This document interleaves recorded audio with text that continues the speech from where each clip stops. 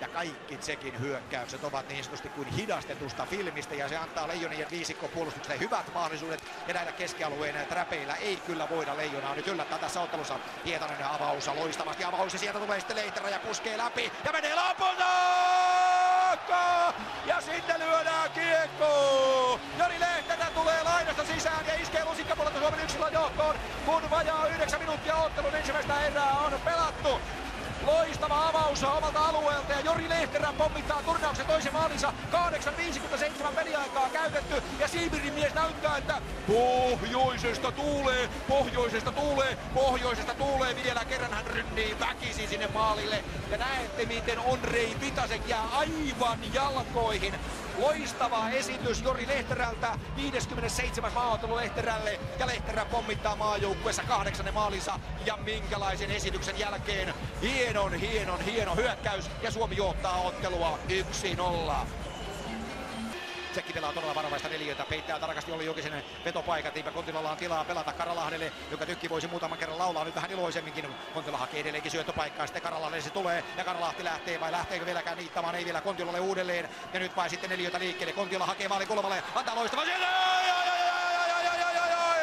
Jarkko Immonen uittaa Suomelle 2-0 maalikulmalta. Aleksander Salakerin torjunut tässä edessä yhtään kertaa vielä kunnolla. Ja kun kiekko kertaalleen saadaan maalin eteen, niin Jarkko Immonen, tämän Rantasalmen sulttaani, höykyttää sinne kiekon tsekkihäkkiin ja Suomi johtaa ottelua 2-0.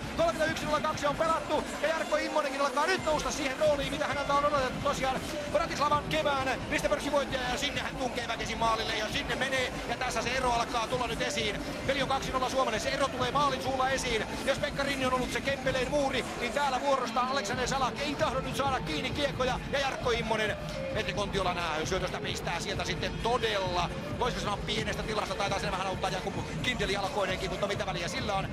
Peli on Suomelle 2-0, todella arvokas maali ja Jarkko Immonen siis maalin tekijänä. Sitten Kivelä ja Nemets hakee jälleen vetopaikkaa. Suomi peittää hyvin tilanteen, nyt tuli vähän vaikea syöttö, se on meidän kannalta hyvä asia. Cervekka pääsee kiekkoon uudestaan. Cervekka maalikulman, Jaager maalin edessä. Poikittaisyttö, Klevis vetää rajusti Suomen maalin päin sinne ja Suomi pääsee purkamaan vai pääseekö? Ja sitten tulee Leksa Komarov ja antaa sinne Lehterälle.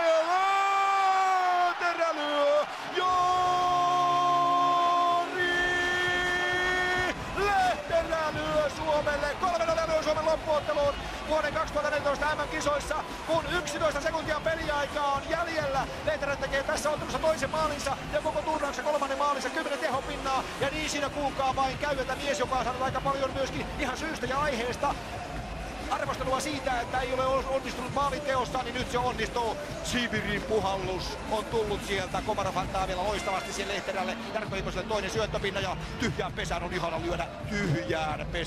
lyödä. Lehterä lyö Suomelle 3-0 ja Suomi menee loppuotteluun. Se on sensaatio sanan varsinaisessa merkityksessä, iso